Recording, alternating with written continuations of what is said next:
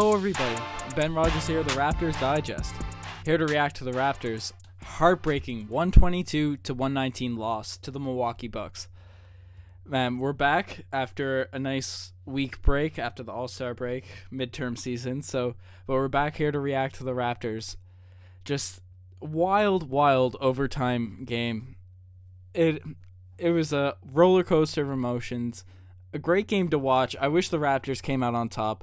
A lot of frustrating and wild things happened this game, so we got a lot to get into.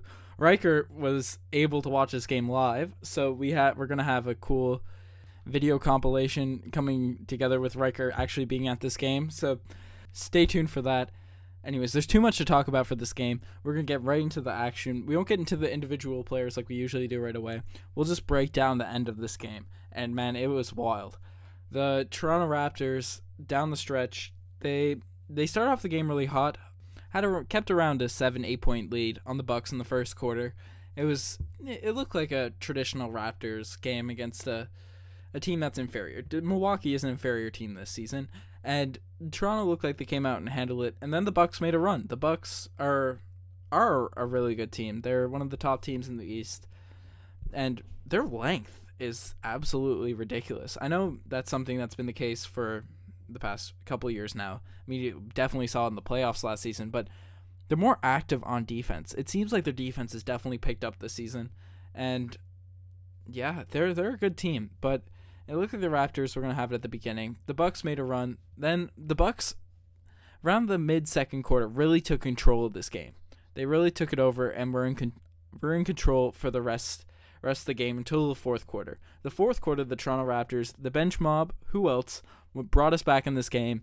And, no one really had a great outstanding night, outperforming night, besides Pascal Siakam off the bench. Even DeMar he had a really nice scoring game, but he had made some couple lapses we'll talk about. Not a perfect DeMar DeRozan game. Anyways, but the bench unit as a collective brought us back in this game. The Lowry, DeMar plus bench, really played well down the stretch. The Bucks kept fighting though, and anyways, it came down to the last possession of the fourth quarter, and the Casey called timeout. I'm sure this is exactly how we drew it up, definitely without a doubt. Gave it in. We were down by 2. Only a couple seconds left. We gave it into Jonas. He tried to get it handed off to CJ for a 3. Couldn't happen.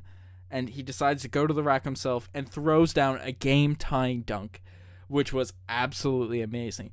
Jonas said, "Welcome to Lithuania," to John Henson, because he brought the roof down. It was a wild possession. I was going crazy. Actually, we're just going to go with the play of the day.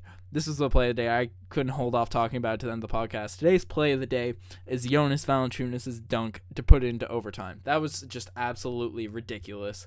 Jonas, he was awesome down the stretch. So, I don't know. Jonas put it into overtime. Overtime, we got a 5-point lead early. Went on a 5-0 run to start it off. Then 55-year-old Jason Terry, I don't know how old he is. I'm pretty sure he's 41. Hits a corner 3, contested corner 3. The Bucks score. Chris Middleton hits a 3. The Bucks go up by 3, and Raptors had to claw back down the stretch. We just couldn't hit a shot. Everyone seemed a little bit off tonight. I guess that's reasonable with the All-Star break, but even though some people had good box score numbers, it just seemed as if everyone was off. And I guess besides Siakam, he had a really good game for his standards. Offensively, he always plays with energy, but he was scoring the ball well tonight.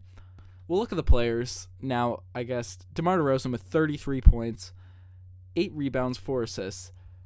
You look at that box score and you see DeMar having a big game like that. You'd expect the Raptors to win, but it didn't seem like a perfect game from DeMar. He's been absolutely amazing this season. DeMar has been awesome, and it's because it seems this season he's been letting the offense come to him more. The years prior, he really had to take control of the Raptors team. He was the Raptors offense, him and Kyle Lowry. So, and it seemed as if he was doing that more tonight. And it's weird. It's kind of a weird vibe to watch.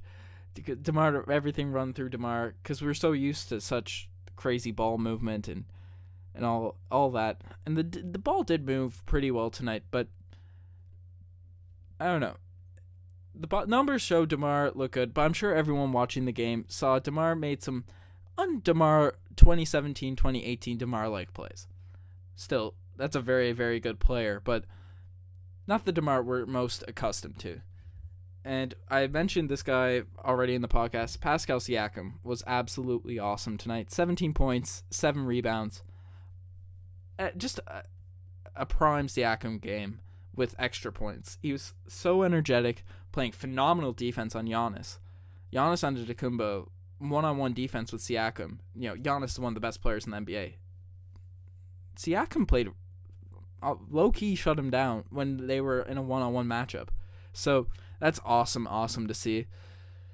Pascal is so much potential. And once he gets the three-point shot cooking, gets that jumper a bit more crisp, more consistent, then he's going to be a very scary player in the NBA. He hit a nice long mid-range jump shot, but he's very quick and his handle is much improved this season. So I really like Pascal Siakam's game. Really encouraging night from his front.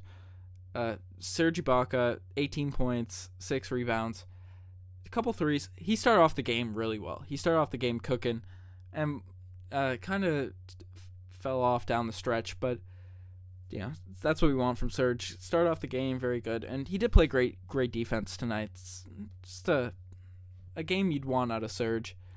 And Jonas, he seemed underutilized tonight. 10 points, 8 rebounds.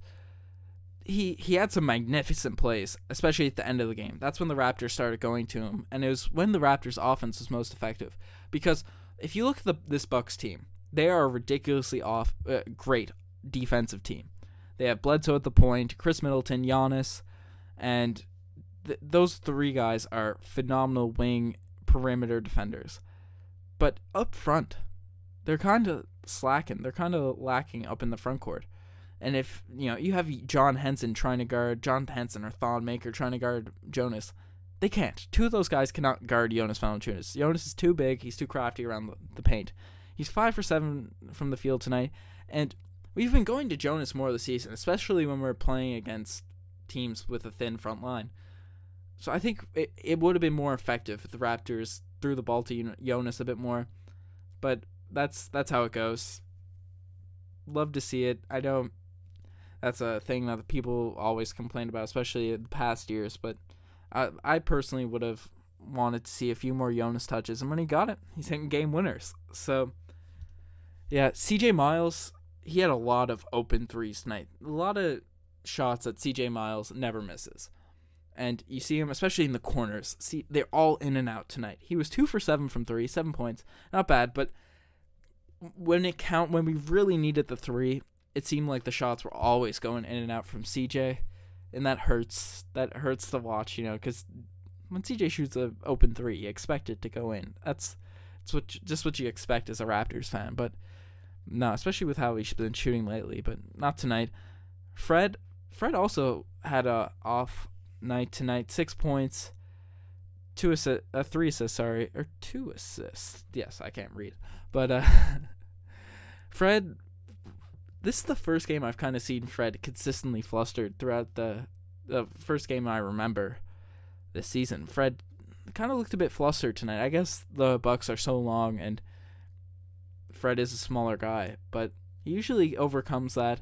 He missed, like CJ, when Fred has an open 3, you don't expect him to miss. He went 0 for 3 from 3 tonight, and they're all good looks. Fred, he's playing a great game. He was just, the shots weren't going in, and that's all. That's all you can do. And that's kind of the explanation of this game. A lot of the shots the Raptors hit weren't going in tonight. And I guess that's a product of the break. Everyone's a little bit rusty. So, and the broadcast brought this up a lot. The Dallas and the OKC games after the Christmas break. So maybe Raptors aren't very good with a little break under their belt. Maybe that's the case. I don't know.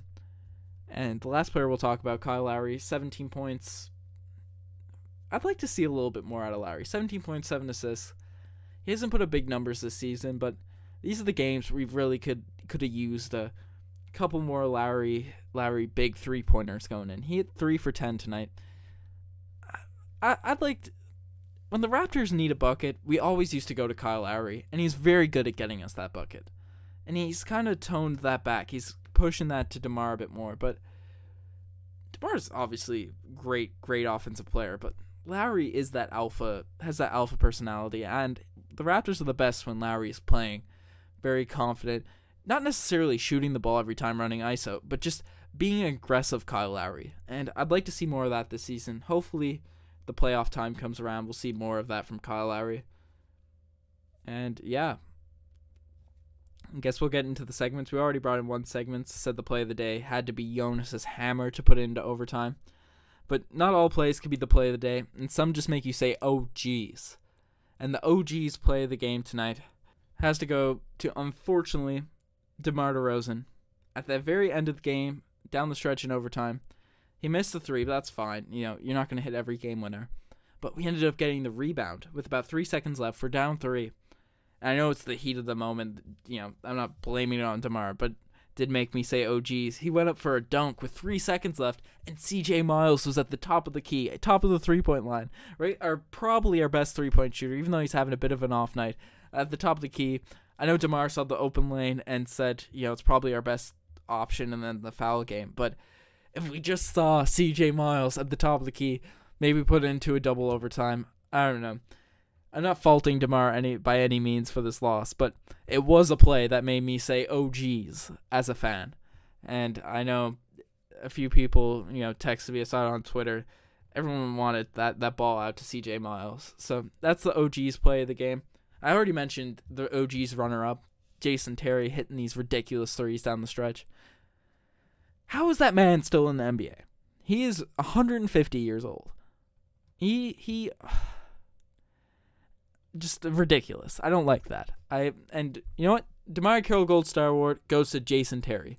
The infamous DeMar Carroll Gold Star, known for the worst part of a game, the dubious award, goes to Jason Terry because he always does something random against the Raptors, and he's been doing it more and more ever since he's been an older player. The older he's got, the more random things he do to the Toronto Raptors, and you know what? He's getting the DeMar Carroll Gold Star for that, because that's frustrating. That hurts. Don't like it. Anyways, that was a great game to watch. Unfortunately, we couldn't get the win. Those are our heartbreakers, but Raptors, since we're still the first team seed in the Eastern Conference, it's only one game. We lost by 3 points. We're coming off a 7-game winning streak.